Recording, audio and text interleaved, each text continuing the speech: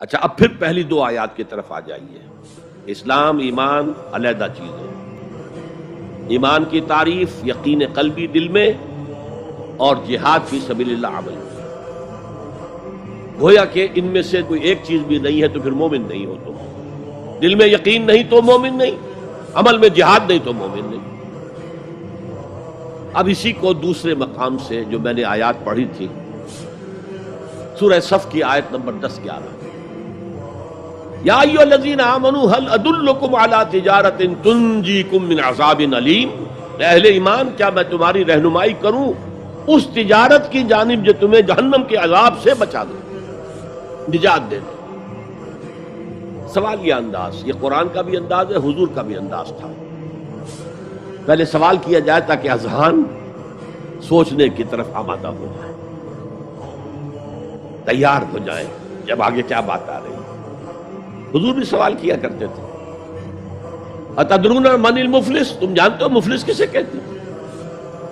اکثر و بیشتر صحابہ کا جواب ہوتا تھا اللہ و رسول عالم، اللہ اور اس کا رسول بہتر جانتے ہیں۔ پھر حضور دوبارہ پوچھتے تھے تو اپنی اپنی سمجھ کے مطابق جواب دیتے تھے۔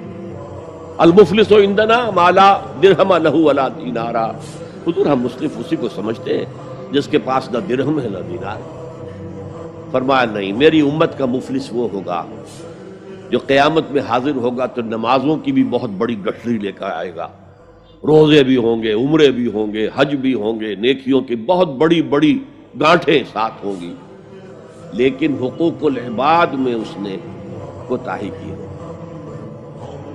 قد اکل مال ھذا، اس شخص کا مال ہڑپ کر لیا ہوگا غلط طریقے سے، بہنوں کا حصہ وراثت میں کھا لیا ہوگا، کسی پر تہمت لگائی ہوگی، کسی کی غیبت کی ہوگی، اور وہ سارے دعوے دار جمع ہو جائے، اللہ اس شخص نے میرے ساتھ یہ کیا، اللہ اس شخص نے میرے ساتھ یہ کیا، تو اس کی نیکیاں سب دے دی جائیں گی۔ اچھا بھائی، وہاں کوئی اور کرنسی تو ہے نہیں کہ اتنے ہزار جرمانہ یا اتنا لاکھ جرمانہ، اچھا تم اس کی نمازیں لے جاؤ، تم اس کے روزے لے جاؤ، تم اس کے حج اور عمرے لے جاؤ، خالی ہو گیا، اور دعوے دار اب بھی باقی ہیں، تو ان کے گناہ اب ان کے حساب میں پڑنے شروع ہوں گے، اور وہ ان کے گناہوں کے بوجھ تلے دب کر جہنم میں جھونک دیا جائے۔ یہ مفلس ہے، یہ انداز تھا، یہ قرآن کا بھی انداز ہے اور یہی حضور کا انداز تھا۔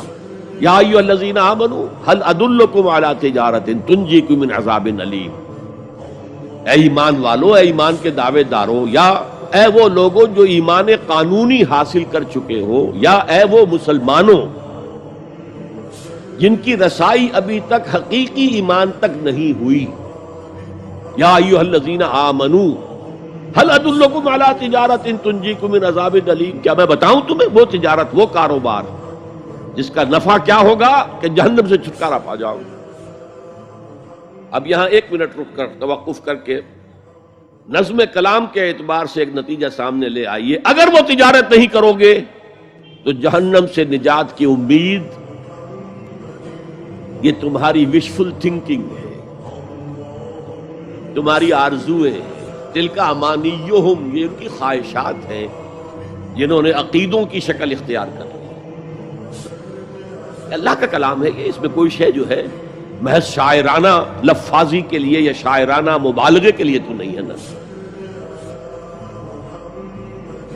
گنجینہ مانی کا طلسم اس کو سمجھیو جو نفس کے غالب میرے اشعار میں آوے۔ تو قرآن میں جو لفظ آ رہا ہے وہ ہر لفظ اپنی جگہ پر معنی کا خزانہ ہے۔ هل ادلکم علی تجارۃ تنجیکم من عذاب علیم۔ اب جواب سنیے، تؤمنون باللہ ورسولہ، ایمان لاؤ اللہ پر اور اس کے رسول پر جیسا کہ ایمان لانے کا حق ہے۔ بات وہی ہو گئی ہے، وہ پہلا تمہارا قانونی ایمان تھا، اصل ایمان کچھ اور ہے۔ اسی کو سورہ نساء میں فرمایا، یا ایھا الذین آمنوا آمنوا باللہ ورسولہ والکتاب الذی نزل علی رسولہ والکتاب الذی انزل من قبل، اے ایمان کے دعوے دارو ایمان لاؤ جیسا کہ ایمان لانے کا حق ہے، اللہ پر بھی اور اس کے رسول پر بھی، اور اس کتاب پر بھی جو اپنے رسول پر اس نے نازل فرمائی، اور اس کتاب پر بھی جو پہلے نازل کی تھی۔ تؤمنون باللہ ورسولہ وتجاہدون فی سبیل اللہ باموالکم وانفسکم، بالکل وہی آیت نمبر 15 بن گئی کہ نہیں سورہ حجرات کی؟ ایمان لاؤ اللہ پر اس کے رسول پر، یا ایمان رکھو اللہ پر اس کے رسول پر جیسے کہ ایمان کا حق ہے، اور جہاد کرو اللہ کے راہ میں اپنی جانوں اور مالوں کے ساتھ۔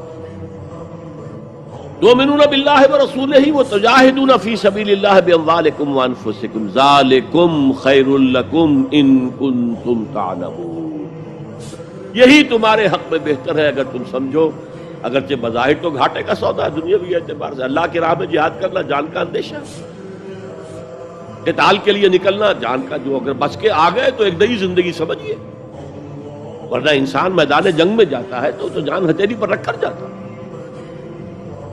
مال مانگا جا رہا ہے اللہ کی راہ میں، مال دے کر دنیا میں تو بہرحال دولت کی کمی کا احساس ہوتا ہے نا، اگرچہ تمہیں گھاٹے کا سودا نظر آتا ہے، حقیقت میں یہی نفع کا سودا ہے اگر تمہارے پاس علم حقیقی۔